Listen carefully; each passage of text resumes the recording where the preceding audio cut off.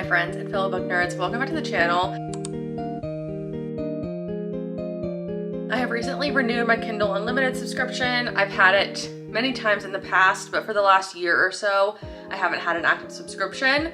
That changed recently. I got a free month, as you do. Amazon does Kindle Unlimited promos all the time. So I had a free month, and while I was just browsing what's on Kindle Unlimited, I was seeing a lot of very interesting picks. So today's video is going to be specifically my fall Kindle Unlimited TBR because there's a lot of really good witchy fantasy on there right now. That's one of my favorite things to read. So that's what most of this is, especially for this time of year. We're 1 week away from the first day of fall. Towards Christmas, I do tend to like to read classics, kind of more festive type of reads. So these are books I'm planning on hopefully getting to while my Kindle Unlimited subscription is active through the months of September, October, November-ish. After I go through my TBR, which has about 9 or 10 books on it, I believe, I also just wanted to go over some of the Kindle Unlimited choices overall of the things that I've read and that I would recommend. So my hope for this is that you can just get some ideas for what you might want to read for the fall,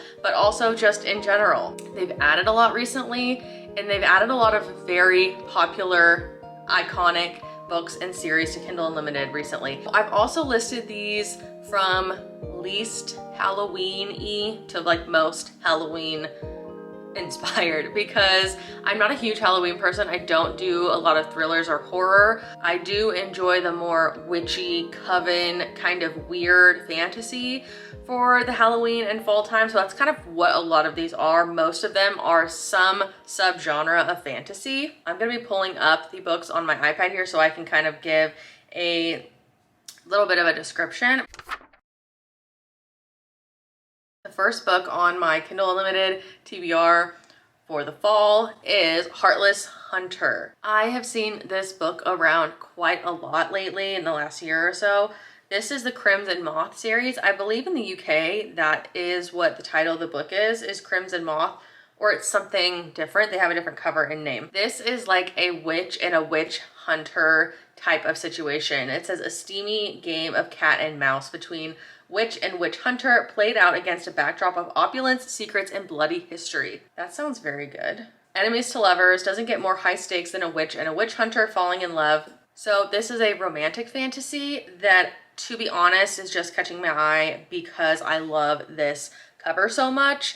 And witch hunter, obviously, like I said, gives me very Halloween fall vibes. So that one's on the list. This is also on the best of book talk tag on Amazon, which, you know, this one is one that I just found out about recently, actually, and this is Wolf Song by TJ Klune. I also have this in my library. It just came up on my loans as well, but I think I'll just leave it for a Kindle Unlimited one. So this is Wolf Song. Really love this cover.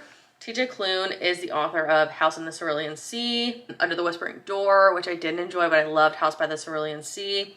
I also have another one of his books on my shelf right now that I picked up at the thrift recently, Lives of Puppets. This is another fantasy romance, apparently, about love, loyalty, betrayal, and family. So apparently a family moves in next door to this 16-year-old boy, and he finds out that they are shapeshifters and they can turn into wolves. So kind of a werewolf situation. TJ Klune is pretty notorious for his gay romances. I'm getting that same vibe from the synopsis here. So that sounds really interesting to me. So that one's on my list. Next, we have one that I have actually not heard about, but it caught my attention because, again, I'm just a sucker for witch fantasy. It really is. This is Spellbreaker. This is, so far, what I understand to be a 2-book series. A young orphan learns that there are 2 kinds of wizards in the world: those who pay for the power to cast spells and those born with the ability to break them. So she's like, obviously, as the title suggests, a spellbreaker, and that is a crime apparently because she's an unlicensed magic user. Seems kind of like a more mystery, kind of high stakes type of fantasy witchy read, which it's not super high up on my list, but it sounded interesting. I have seen this witchy fantasy come up quite a bit in recent years around this time. I want to say, well, I guess that's a lie because it was published in 2023, and that is Wayward with this gorgeous cover. Really love that one. This won 2 Goodreads Choice Awards in 2023, the best debut novel and the best historical fiction. I do love a historical fiction. So this one is a spellbinding story about what may transpire when the natural world collides with a legacy of witchcraft.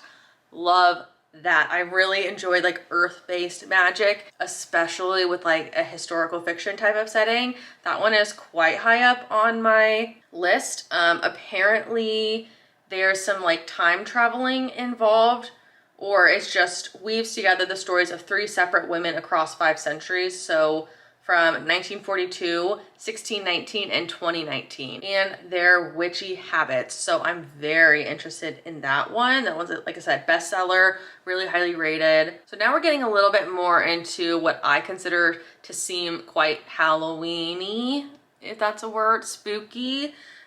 This is Gothicana, not sure about that one. This is a dark romance, a little bit different. I believe it is a kind of Beauty and the Beast gothic fantasy retelling. Yeah, Beauty and the Beast meets the gothic suspense of Dracula. That sounds incredible.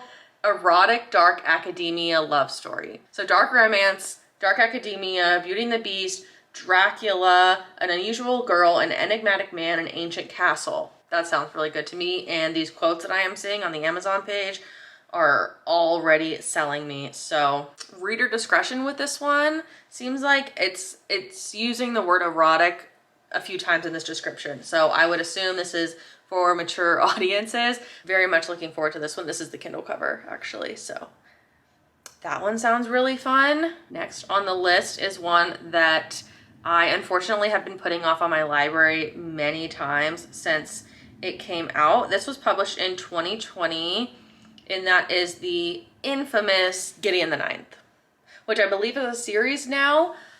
Just never got around to it. It's just not, I don't know, it's just, this is not my usual type of genre, but it's about lesbian necromancers. I mean, come on. This is insane. What? I've actually never read what this book is about. I just assumed it was like a spooky Halloween story. Lesbian necromancers explore a haunted gothic palace in space. You gotta be kidding. No wonder people talk about this so much. That is an insane premise, honestly.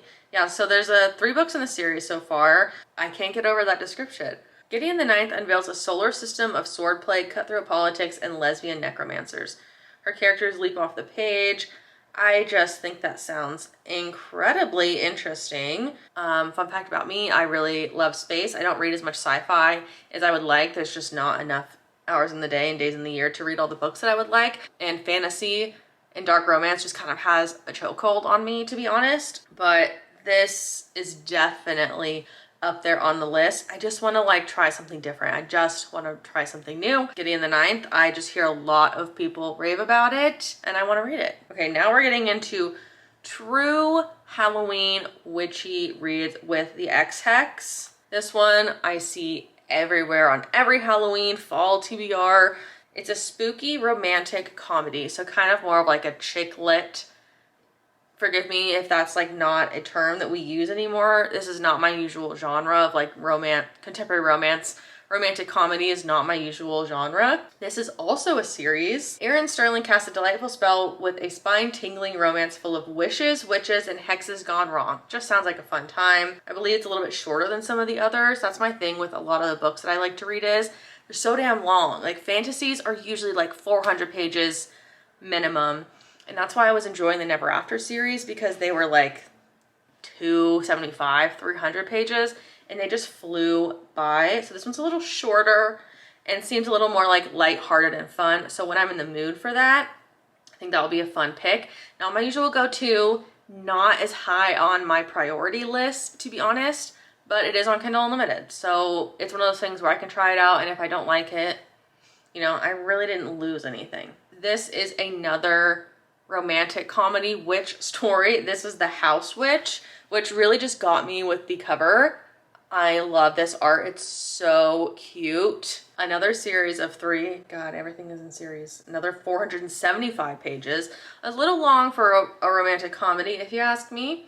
A humorous blend of fantasy, there it is, romance and mystery. Apparently a witch servant who serves like a royal family or a royal cook and he has magical powers. It's a man witch, so they're not calling him a wizard, he's a witch.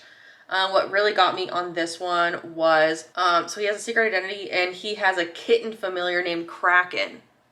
You got me with that. That sounds adorable. Filled with fascinating characters, courtly intrigue, political machinations, delicious cuisines, cuddly companions, magical hijinks, and will they, won't they romance. I do like a will they, won't they romance, like a slow burn.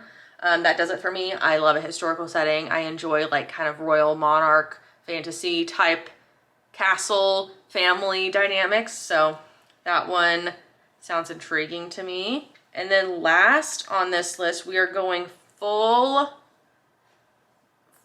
creepy, weird, obscure with Slewfoot. It's another one that I just see so much around this time of year. This is another like very folklore, witchy type of story set in colonial New England. A tale of magic and mystery, triumph and terror as only the dark fantasist Brom can tell it. This is a bestseller, 300 pages, a little over 300 pages. This is like a tale of bewitchery. So this one I think has a lot of like kind of religious undertones, a lot of talk of like the devil, exorcisms type of things. Something that's, again, outside of my comfort zone, not something that I generally like. It says it's a terrifying tale. We'll see.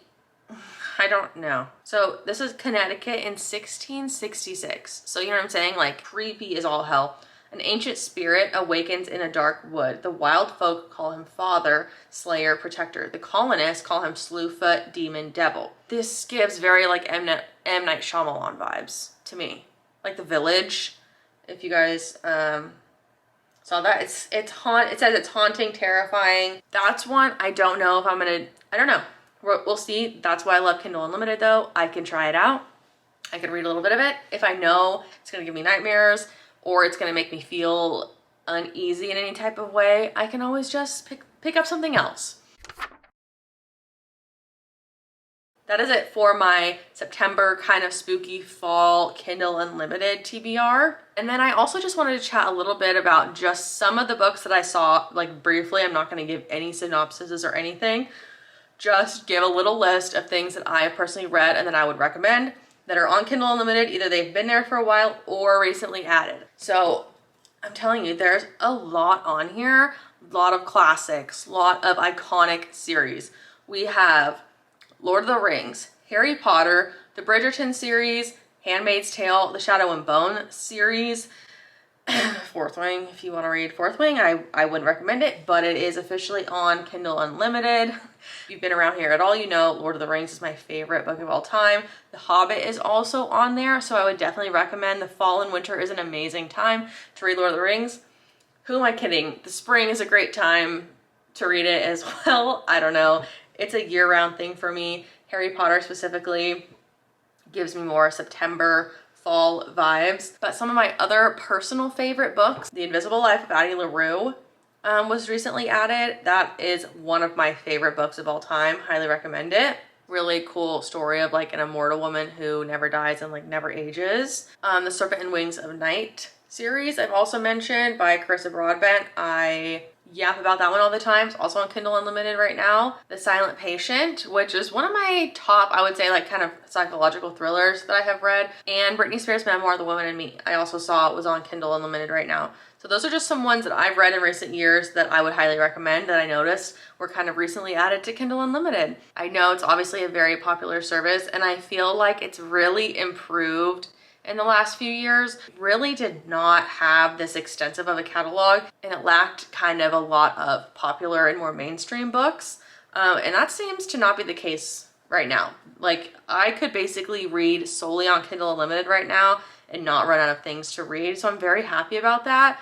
Been really enjoying reading on my Kindle lately. So I'm hoping to get through at least a few of these that were on my fall witchy spooky list. I think Amazon's also doing a deal right now where you get basically like 3 months for the price of 1 month, something like that. I want to say it's like 3 months for $11.99 or something. Or you can do a free month, whatever it is. Like I said, make sure you always check for deals for Kindle Unlimited. They almost always do them. If you buy a new Kindle, you'll get a deal for free, Kindle Unlimited. So it's a great time to check it out. Lots of cool fall cozy reads on there. I'm not sponsored or paid for this in any way. I will have some links below though for you guys if you need any resources. As always, very much appreciate you being here. Thank you for watching. Please be sure to subscribe if you enjoy book Kindle content, and I will catch you in the next video. Happy reading.